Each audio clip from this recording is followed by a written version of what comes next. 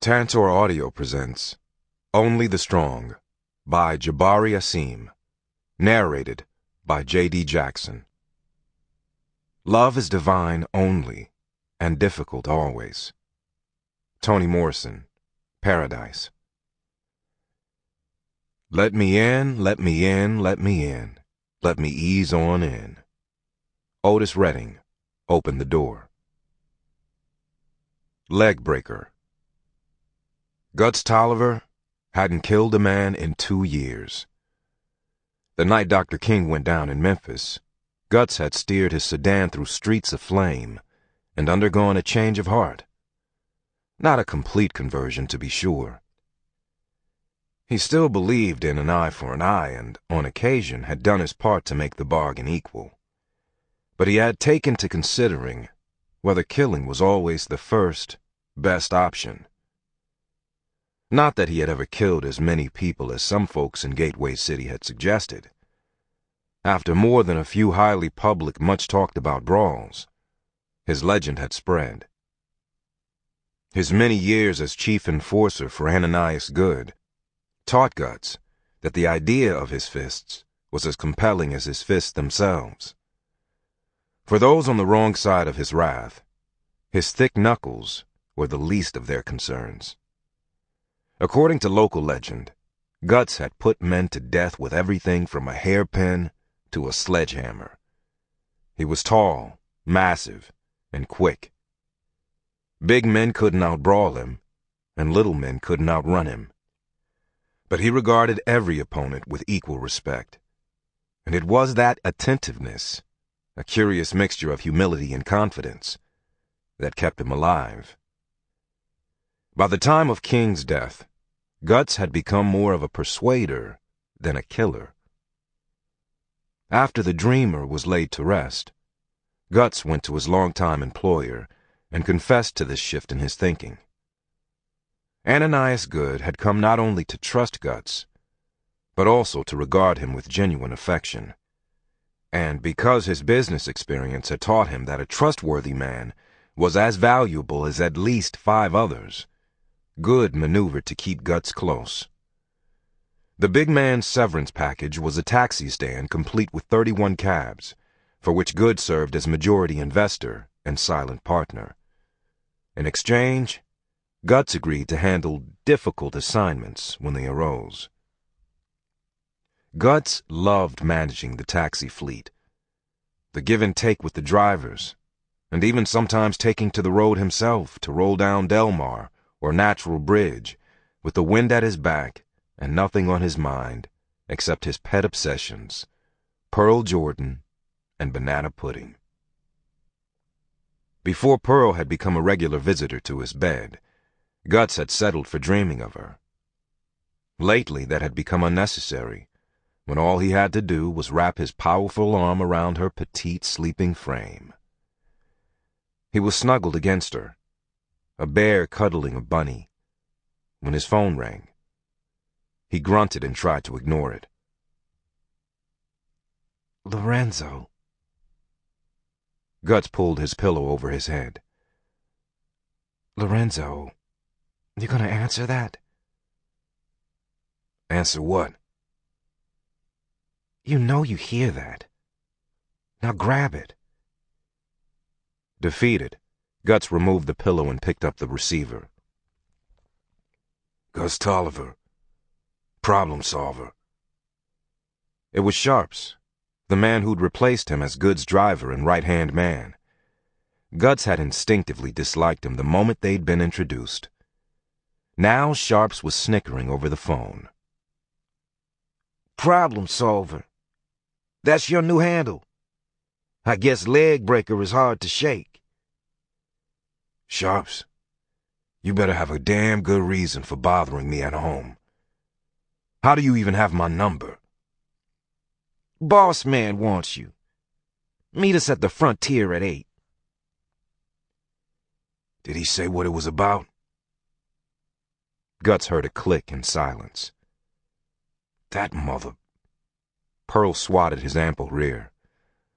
Lorenzo, at least wait until sunrise before you start cursing. By the time Guts had shaved his upper lip and showered, Pearl was busy in the kitchen.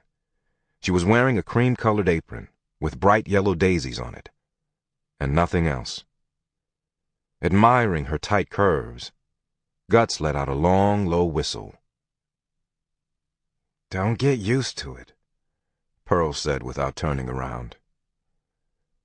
I could never get used to something so good. The thrill is new every day. Talk that stuff if you want to. You know what I'm talking about. I'm 31 years old, and my clock is ticking. Baby, let's not start an argument so early in the morning. Have it your way. What do you want for breakfast? 6 eggs, 6 pieces of toast. I thought you were cutting down. That is cutting down. Let's make that 3 eggs and 2 pieces of toast. You serious? Serious as the heart attack you're trying to have. Pearl required little coaxing to untie her apron and sit on Guts's lap. Between kisses, she lifted each tasty forkful of breakfast and held it to his waiting lips. You're too good for me, he told her. I know, she said, smiling. But you'll do. Guts knew her efforts to rein in his appetite were absolutely correct. Still, he struggled to suppress a hunger pang or two, ignoring his disgruntled stomach's protests as he eased his Plymouth away from his home on Margaretta and steered onto Fair Avenue. He tried to avoid even looking in the direction of Fairgrounds Park, but he couldn't help himself, as its green borders loomed to his left. He could almost hear the ducks calling his name. Sighing, he turned into the park entrance, rolled to a stop at a curb, and got out. He leaned against the side of the car. Just for a minute, he thought to himself. He could barely see the edge of the pond.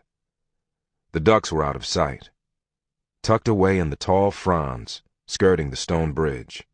It was quiet, despite the nearby traffic of Natural Bridge Boulevard already building up to the predictable frenzy of rush hour. A few of the park regulars were going about their activities, and seeing them gave Guts a brief feeling of comfort. He could describe each without so much as glancing at them. The 2 gray-haired ladies who carefully tended the Abram Higgins Memorial Garden every morning. The quiet fisherwoman sitting still in her lawn chair, her fishing line nearly invisible as it stretched toward the water. An unsmiling man, clad in exercise clothes, and cradling several tennis rackets under his arm, sternly herding his 4 children toward the courts. The man had read newspaper accounts of Arthur Ashe, a black man, trouncing the field at the U.S. Open, and in the nearly 2 years since that historic triumph, he had pursued his dream of seeing his children duplicate Ashe's feat. Guts closed his eyes for just a moment, imagining the ducks. Feeding them, quietly assuring them that he had enough for everyone, then sitting back and watching them eat, was the closest thing to prayer that Guts had. He'd never been comfortable with the kind of praying he'd grown up knowing. Too much desperate pleading in it for him. He never understood begging for things that, in the end, you had to take care of your damn self. His mother had been a fervent believer in the power of prayer. Once, when Guts was about 10, he was sitting at dinner with his parents, head bowed and hands obediently folded, when he peered through narrowed eyes to find his father winking at him. Another park regular, Jerome Crusher Boudreaux, spotted Guts and jogged over to him. He was wearing sweats and a towel rolled around his neck like a scarf. Boudreaux had been a contender before a roundhouse to the throat nearly disabled him. Now he spoke in an amiable mumble and ran a TV repair shop. He had a reputation for skipping his bills, and Guts was glad that Ananias Goode had never been one of Crusher's creditors. If so, it would have been up to Guts to collect. Although Guts had about 40 pounds on Crusher, the prospect of going up against him gave him pause. Crusher, shadowboxing, tossed a few slow softies in Guts's direction. Guts made a big show of ducking and feinting. I see you still got it, Crusher said, smiling. I got something, Guts said, but I'm not sure what it is. Ah, you haven't lost a step. How's everything? I'm not complaining, Crush. Not that it would do any good. Crusher mopped his brow with his towel. It wasn't blazing hot yet, but he had already worked up a good sweat. I hear that. Guts watched as Crusher stretched his neck toward his left shoulder, then his right.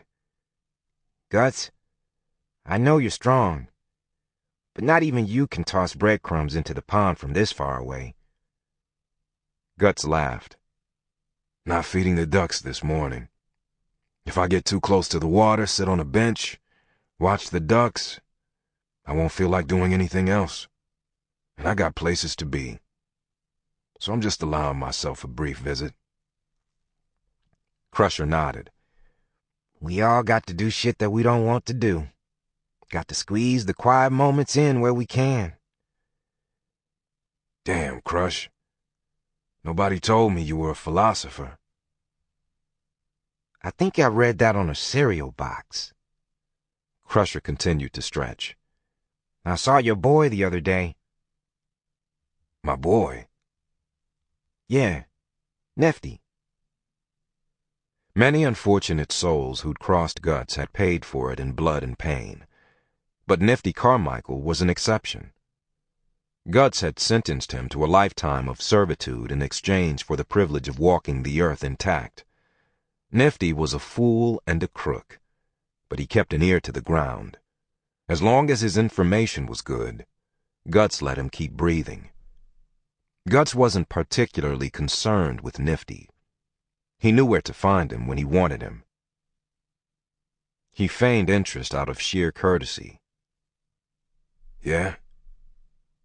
What was he up to? Talking to Sharps. Sharps? Crusher grinned. Got your attention, right? Saw them having coffee in Stormy Mondays. Looked like they were having a good old time. Figured you should know about it. Guts tried to keep his contempt for Sharps under wraps, but apparently Crusher had sniffed it out. He wondered how many others had. It was not quite 8 a.m. when Guts pulled up beside Frontier Barbershop. Except for the Bonafide gas station and Kirkwood Cleaners, all of the other businesses along that stretch of Vandeventer Avenue had yet to open.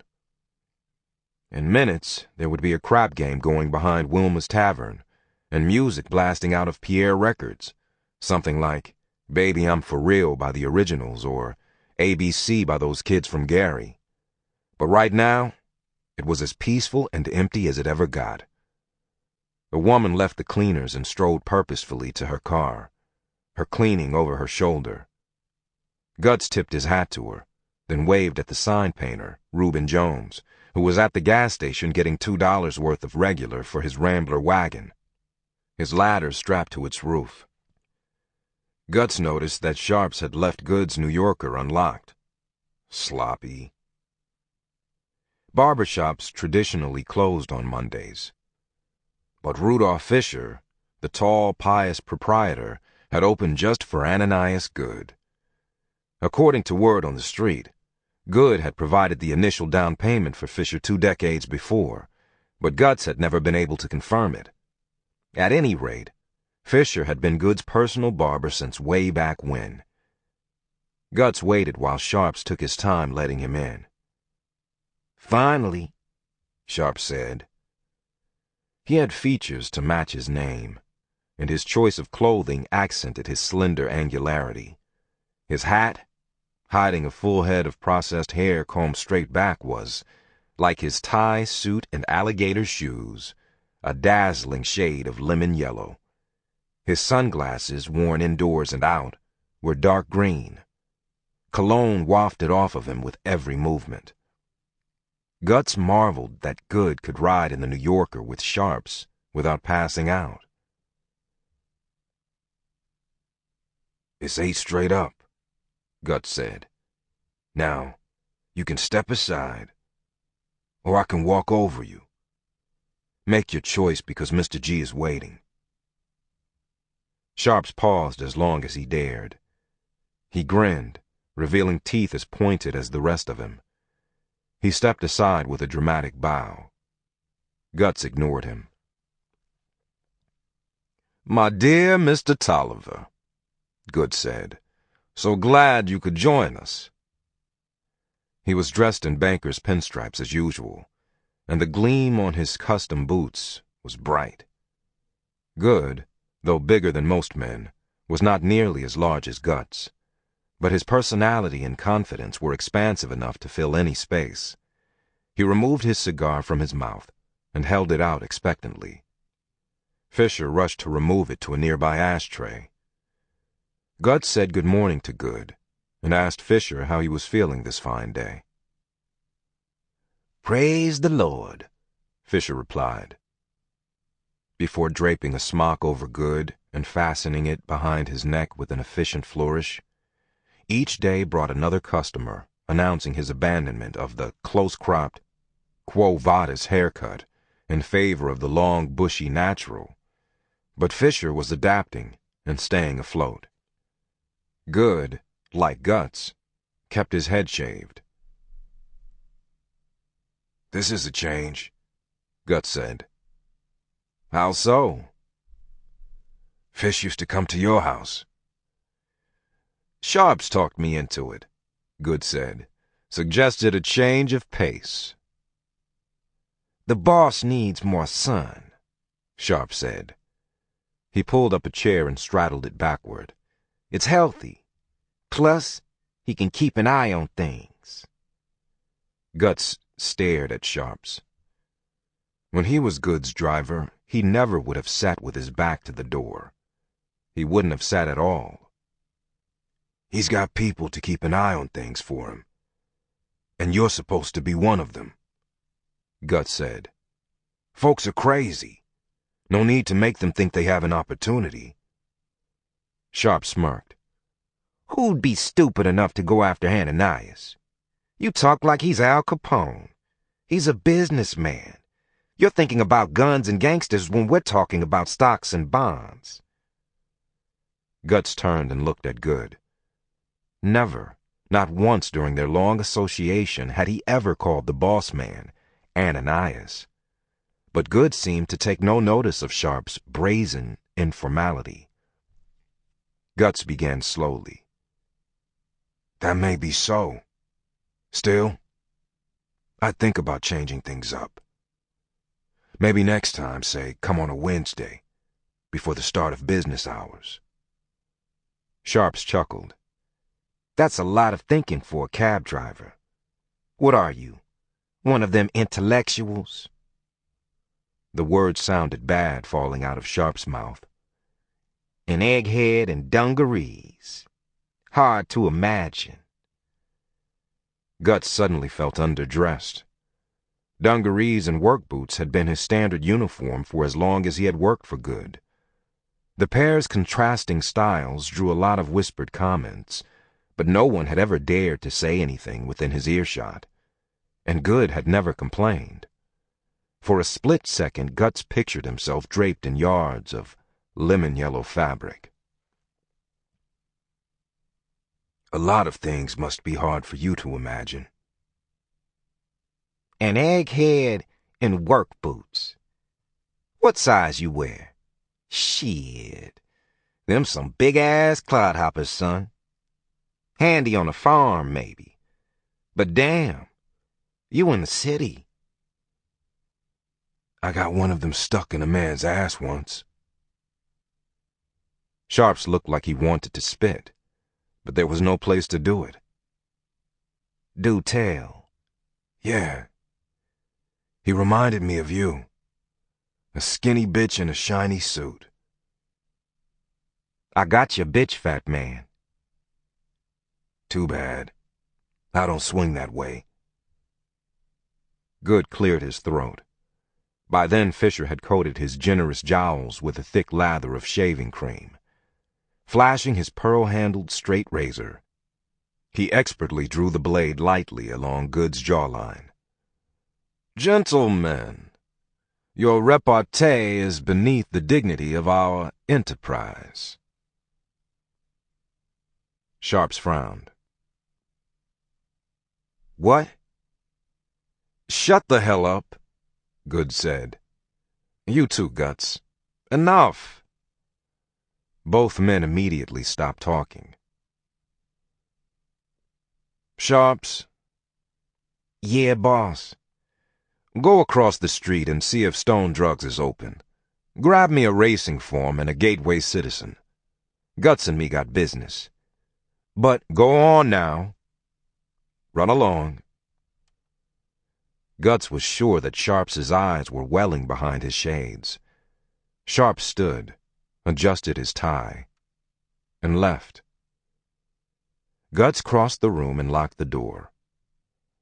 Fisher had seen Guts in action more than once, but was still amazed that a man so huge could move with such unlikely speed and grace. Wisely, he kept his amazement to himself. "You like Rip Crenshaw?" Goode asked. Guts shrugged. "I'm more of a football guy, but you know that." "Still, you know who he is." Guts shrugged. "Yeah, baseball. The home team can't do much unless he's in the game, and he's missed a few lately." "That's right. He's on the injured list. I need you to keep him company for a while. Drive him around. Show him some friendly places. Keep him from hurting himself." "Why does someone like him need babysitting?" Fisher spun Goode around to face the large wall mirror. "You used to just go out and do what needed to be done, large or small," Goode said, admiring himself. "Now you ask questions. Why are you all of a sudden so curious?" It's not me you should be wondering about, Guts thought. He was particularly proud of his ability to mind his own business. During much of the past decade, the boss had disappeared nearly every Wednesday afternoon. After they parked in front of Guts's car, Goode would politely dismiss him, move to the front seat, and drive away. Guts used the spare time to track down debtors reluctant to pay their bills. Never was he tempted to follow Goode, figuring every man had a right to keep some secrets to himself. He had been the soul of discretion. Now his motives were being questioned. "Not curious. Careful," he said evenly. "The streets are changing. No disrespect, but they're changing faster than you and I are used to moving. I just don't want us to be caught by surprise." Well, you're probably right. When I was a young man, I barged right into situations and then had to fight my way out. Probably could have saved myself some scuffling if I'd gone in with my eyes open. Guts waited. "Okay," Goode said finally. "As you know, Virgil Washburn and I are business associates." Guts wondered where this was going, but his face betrayed nothing. He'd heard that Washburn, owner of the home team, had lately grown tired of his star player. "Crenshaw's becoming a headache," Goode continued. "A bad attitude with a big salary. What's worse, he's getting into trouble off the field. Picking fights, breaking the law, sticking his dick where it don't belong. But the team needs to keep Crenshaw in fighting shape or else they got no shot at the World Series. They want to get their money's worth before they trade him. Everyone would be better off if he kept his partying on the north side." "That's all?" "That's all." Guts nodded. "All right. Got his particulars?" "He's got yours. He'll call you later. Guts waited until Sharps returned. He smelled him before he saw him.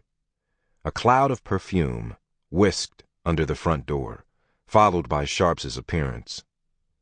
Guts studied him through the glass before unlocking the door. 20 minutes later, he was heading down Vandeventer, the street now fully awake. Outside the Tomboy grocery, 2 men loaded the Volkswagen delivery van. Through the open door of the laundromat on Labadie Avenue, a slender young woman juggled dimes as she fed them into the slot of a spinning dryer. School kids hung around McCoy's confectionery, counting down the days until summer and freedom. At Sullivan Avenue, next to the Shine Parlor where Guts, according to legend, once used a shoelace to silence a loudmouth, the crossing guard shepherded stragglers on their way to Farragut Elementary. Guts could have hung a straight left at Natural Bridge, but he couldn't resist cruising through the park, barely accelerating as he looked around. His morning regulars were all gone except for the fisherwoman, still and regal in her metal lawn chair, her hat pulled down low over her eyes. Across the street from the park, Sam the barbecue man was already manning his grills on the lot of the burned-out supermart. Once inside Gateway Cab, Guts passed through the main room and into the inner office, which he shared with 2 desks, a quartet of file cabinets, and Trina Ames, Gateway's receptionist and dispatcher. Trina was as beautiful and hardworking as she was sweet, and the drivers often pretended to misunderstand just to hear her sugary voice repeat an address over the radio. As far as Guts was concerned, the most appealing thing about her was her knack for staying out of other people's business. Guts was not much for long phone conversations. Face to face, he could chew the fat with the best of them, even if he spent every exchange casually taking in everything going on all around him, ever alert to dangers. But the phone, disembodied voices disturbed him in a way he couldn't quite nail down. So even though he was happy to hear from Pearl, how her day was going, her lunch plans, how she couldn't wait to spoon more fresh-baked banana pudding into his waiting mouth, he was nonetheless relieved later in the day to put down the receiver and step into the main room where the men of the cab stand had congregated for lunch. Of the 3 men present, only one had an actual connection to the stand. Cherry, sporting an afro less out of style considerations than just natural hirsute exuberance, was the in-house mechanic. Good-natured, sleepy-eyed, and skillful, he was adept at hanging around and shooting the breeze, ears attuned to the bell that rang when a cab pulled onto the lot. Shadrach, long retired, had made the cab stand his second home. Wearing his customary straw fedora with the gold band, he sat with Cherry at one of the 3 card tables that served as workplace furniture for the Gateway fleet. The 2 men attacked a platter of ribs, while Oliver paced nearby and read from the paper. Oliver worked at the bowling alley across the street. Nervous, bespectacled, of indeterminate age, he took so many coffee breaks that it remained a mystery how he managed to keep himself employed. Guts crossed the threshold and took everything in with a quick sweeping glance. The plate glass window gleamed adjacent to the front door, through which the lot's 2 gas pumps beckoned. Across the room, a doorway led to the service bay where cabs could be hoisted and repaired. Behind Cherry and Shadrach, another door led to a restroom flanked by a water fountain and an ancient soda machine. On the wall above the fountain was a framed ebony cover photo of Nichelle Nichols. Clad in her skin-tight Star Trek uniform, the curvy communications officer of the Starship Enterprise appeared to be climbing from a hatch as she stared into the camera, bright eyes ablaze. Those eyes alone would have possessed the power to command every man's gaze, if not for the presence of her fabulous right thigh, deliciously exposed as she mounted a rung. Over her left shoulder, a headline announced, "Scientists discover secret of skin color." Guts sat where he... Sample complete. Ready to continue?